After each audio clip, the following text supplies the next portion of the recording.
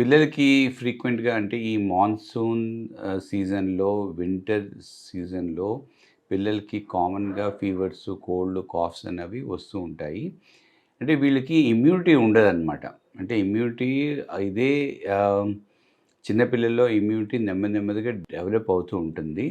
So, ఈ developing ఏజ్‌లో కొత్త కొత్త వైరస్ ఇన్ఫెక్షన్స్‌కి ఇలాంటివి వాళ్ళు ఎక్స్‌పోజ్ అవ్వి ఈ ఇన్ఫెక్షన్స్ అన్నవి తరచుగా వస్తూ ఉంటాయన్నమాట. సో, ఇవి రావడం వల్ల వాళ్ళకి ఫీవర్స్, కోల్డ్స్, కాఫ్స్ ఇలా వస్తూ ఉంటాయి.